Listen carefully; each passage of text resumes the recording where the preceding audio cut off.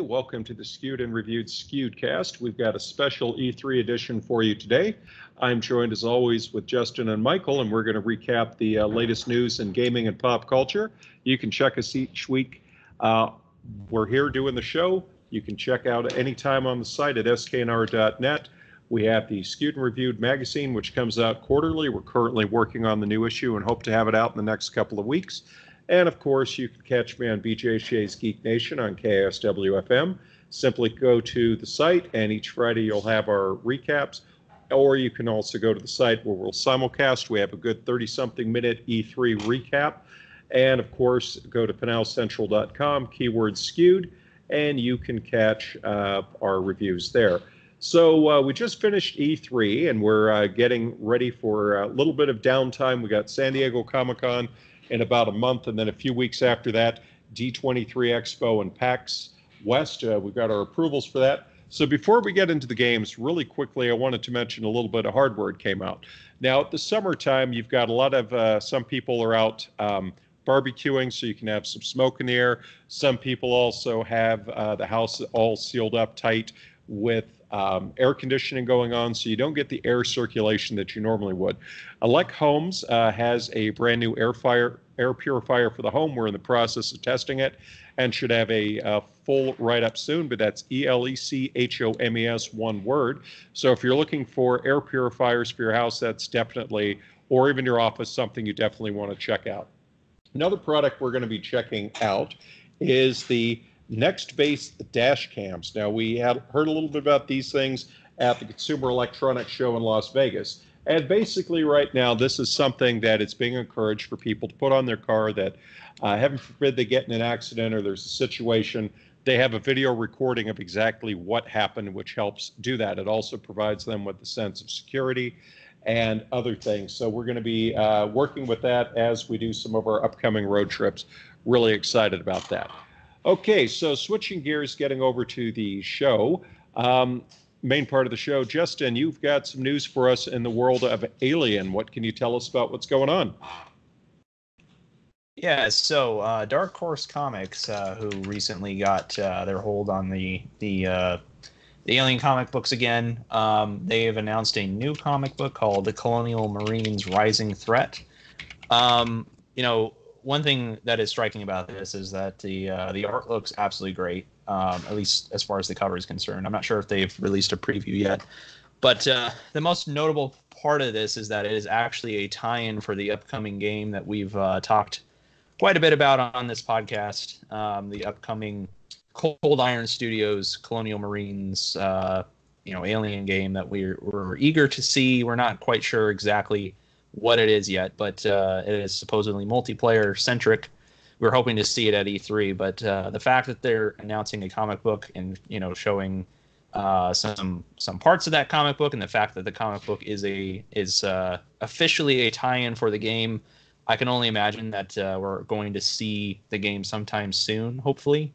My guess is that the producers just weren't quite ready to show it at E3, or there wasn't really a conference in which they felt comfortable showing it, which, makes sense. E3 is a very crowded time, and, a game like this might benefit from, getting its own weekend to kind of announce what it looks like and everything, and kind of dominate the news cycle. So hopefully this means that we get to see it in the next couple months. Supposedly they've been working on it for a few years now, so it's probably, at a point where they can actually kind of show some gameplay, and maybe it will come out later this year, or if not, early next year. Yeah, and it's funny. Were you surprised that Marvel didn't go into it, considering Fox has been acquired by Disney and that they let it stay at Dark Horse? That is a very good question. I think the timing of everything is key here. I wouldn't be surprised if eventually they bring that in-house. But I imagine that there are quite a few comic book projects that are in the works that they're going to kind of let continue on and finish as is, and that's kind of what Disney has done so far with most of Fox's projects, as far as like the films and television portion of the business goes. A lot of the projects that were already in development, if they were early in development, they kind of got softly canceled, but stuff that was in the middle of development or towards the end of it, we got some release date shuffles, but Disney has kind of allowed things to kind of run as is. They didn't kind of go in and just start chopping everything up. So that being said, I wouldn't be surprised if sometime in the future they bring the license back into Marvel in-house, but that also kind of depends on whether Marvel Studios wants to kind of tackle that that amount of work. It kind of sort of depends on within their own studios. Are they stretched thin? Do they have plans for an Alien comic book line, or would they rather kind of license it out to Dark Horse and let Dark Horse do its thing? That's really kind of up in the air at this point. But I would not surprise me down the line if they did bring it in-house again. I think a lot of it has to do with the fact that Dark Horse has been doing so much in the Alien universe. They've got the artists already in place. And I think it was simply a case of, we have gone over how Marvel is not going to be in Hall H. Warner Brother is not going to be in Hall H at San Diego Comic-Con. But we expect them to have some kind of presence there. Now, we know the D23 Expo, I actually wrote a preview piece for the magazine. We know they have their showcase where they talk about what Disney animation, what Disney live action, what Pixar, what Marvel, what Lucasfilm have upcoming. And similar to the discussion at CES, are they going to stick to just those brands, or are they going to roll the new Fox brands in? And if so, since this is when they usually make their announcement for what's coming in the next 2 years, would this be the time where we get, okay, this is the new Alien film that's been talked about, or this is the Alien TV series? And if so, that would be the time where they make the announcement. And I'm wondering if perhaps, D23 Expo has never been game heavy, but there is a game presence there. I do remember very clearly EA Star Wars Battlefront there. I do remember plenty of, when Disney Infinity was still a thing, it was there. I do know a lot of casual games that were there. Perhaps this is the time they're planning on doing it. So you never know. I think it's definitely going to be interesting, and one that we got to keep our eyes on as we get closer to that. And there's also PAX West, which traditionally has not been a place people make announcements. But as we saw at PAX East this year, that changed. That's right about when we got the Borderlands 3 announcement, so on and so forth. So I think we're definitely moving in the right direction. So switching gears, Michael, why don't you start off by telling us some of your favorite things from E3? Wow. Yeah, I mean, the E3 itself turned out to be a really good show. I know we were a little bit worried with Sony pulling out. So we were kind of wondering what was going to be shown. I know a lot of the initial invites and stuff we got were for a lot of indie titles, which in and of itself isn't a bad thing. But I know me personally, I was a little concerned that the show might be a little lackluster. And honestly, I was surprised at all the stuff that was there. Some of the highlights of the show, at least as far as I was concerned, that we got to play was obviously Borderlands 3, getting some hands-on with that, getting some more detailed information, getting a preview of Eden 6, one of the planets that you can visit. I think that was one of the highlights for the show. Getting a chance to play with the Tom Clancy Ghost Recon, their new Breakpoint, their new Tom Clancy game, played really solid. Especially cooperatively as we played it, had a really good time with that.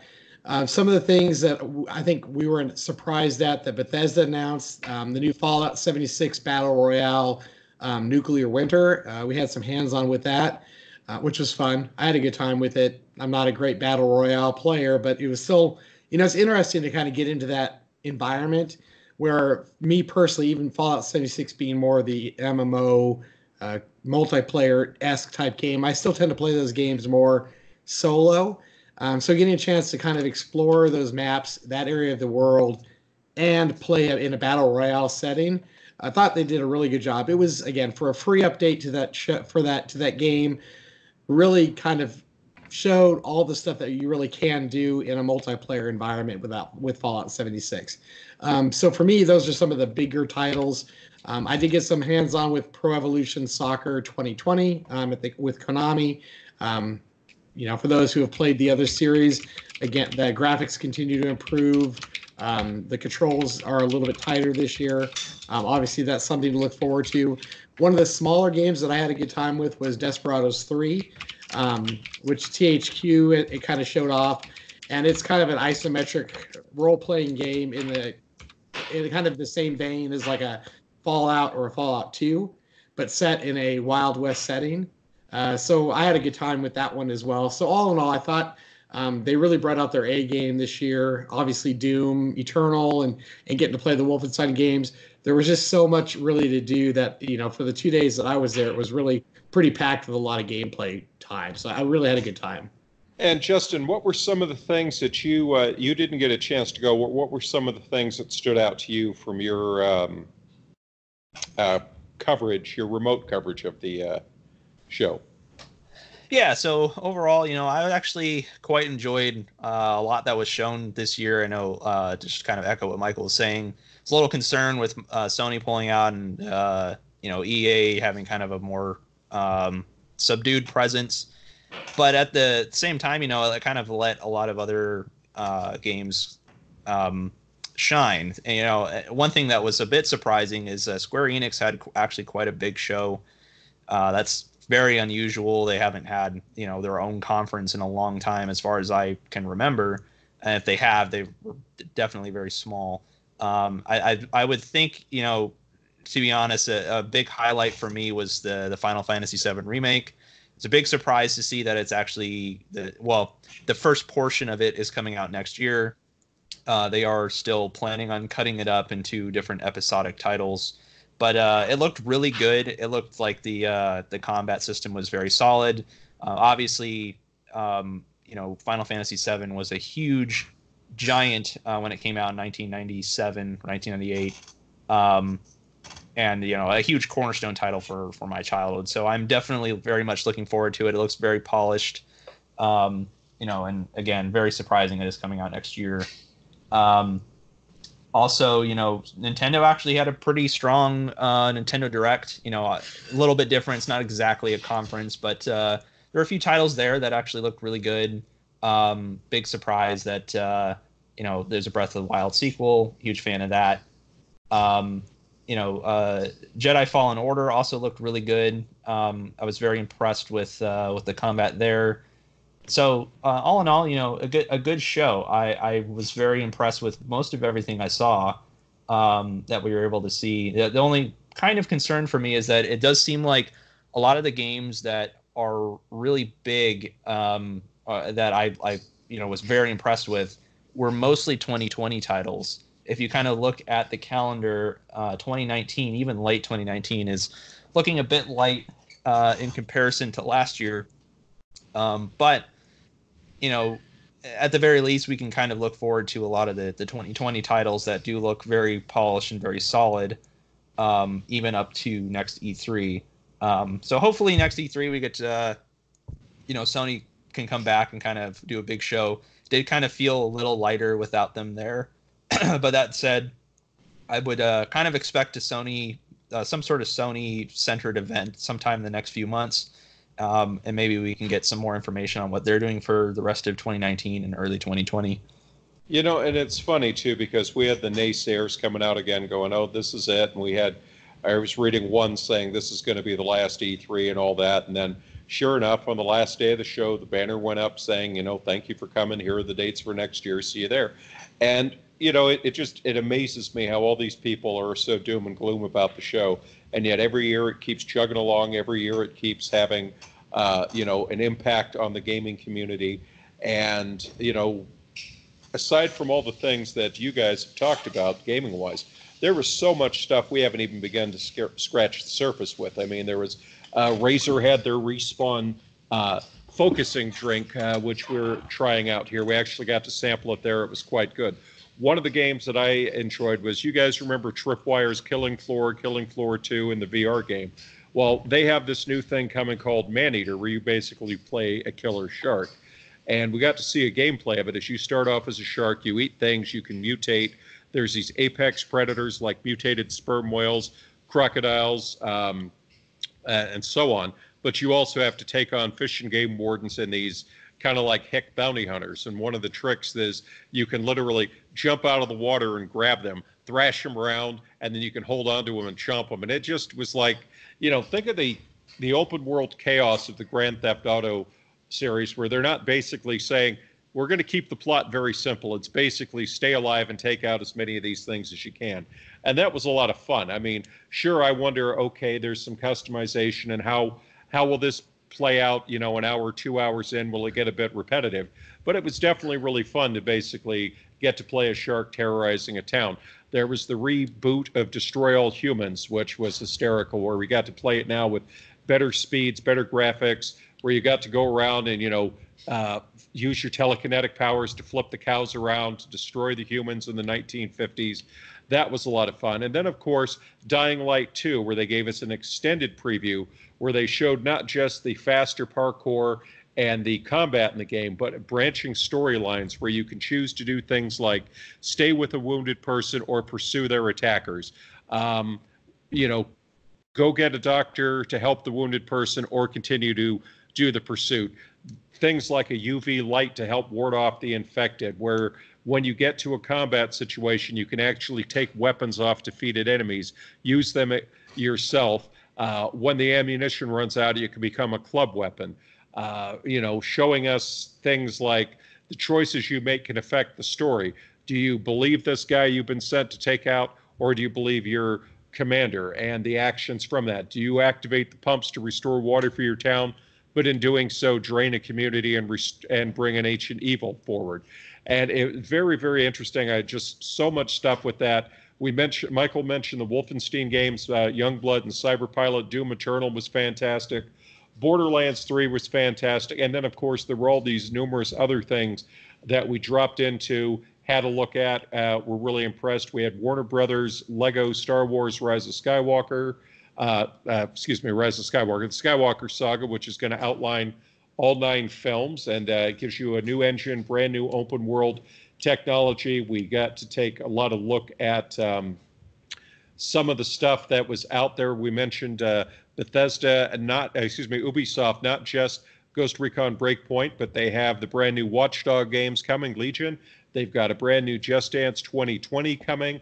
Activision was out in the lobby. We got some hands-on time with Crash Bandicoot Nitro Fueled Racing, which I believe comes out on Friday. And that is just the tip of it. There were so many other things. It was a fantastic show all around. So really, really impressed. Now, before I move on, Michael, was there anything else you or Justin wanted to add into this before I do some theme park recaps for us? Yeah, one of the things I wanted to bring up when you mentioned Dying Light 2 is I was impressed with the verticality of that game, because I think you and I kind of talked about it. It almost feels like a Mirror's Edge mixed with a combat, like mixed with Dying Light and 1. So there's a lot of running through buildings, jumping, through windows into other buildings. It's not just simply chasing down zombies and shooting them. It's, got to catch up to this car. So you're running through the building, running up walls, sliding downstairs. I mean, the verticality of that game was really impressive. Now, how that's going to play out when it's actually you controlling it, I don't know. But I would say that was one of the things I think I was most impressed with. That is, it felt very fluid. The motion felt amazingly fluid, and your options of how to traverse the terrain and traverse the environment were pretty incredible. So I was really, it was one of the things that I was really impressed with that particular title in general. Yep. And also, summertime activities, not just relegated to conventions. Knott's Berry Farm has got their Summer Adventures Day and Night going, so this is quite a lot of stuff going on. First off, you have Ghost Town Alive, which runs through September 2nd, and it's Tales of the Old West, the famous ghost town which started the whole park. They've got a whole sort of new adventures coming.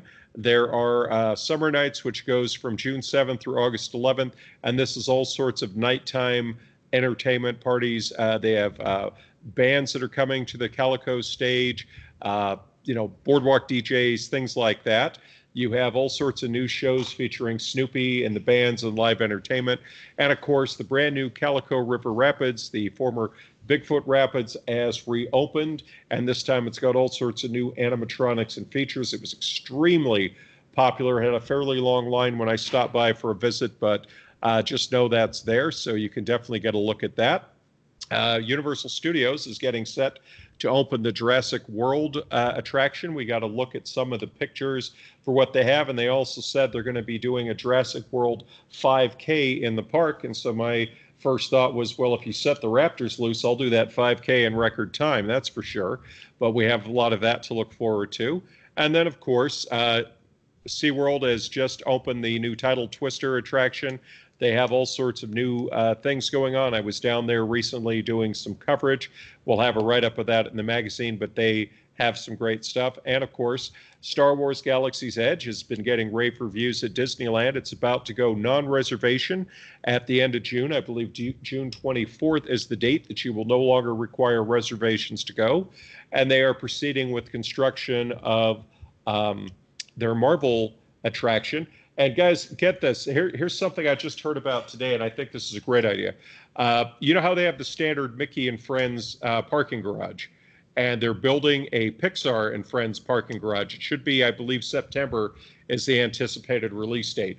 Well, apparently there's going to be a sky bridge between the two of them, so you now have the option that if you don't want to take the elevator and escalators down, wait for the tram that takes you to and from downtown Disney, you could just take the sky bridge, walk directly over to downtown Disney yourself, and then into the park. So that could be useful for people who just say, you know what, I'm already up, I'm already moving, I don't want to go down and wait for my turn on the tram, even though for many people that is kind of a traditional ride that they enjoy.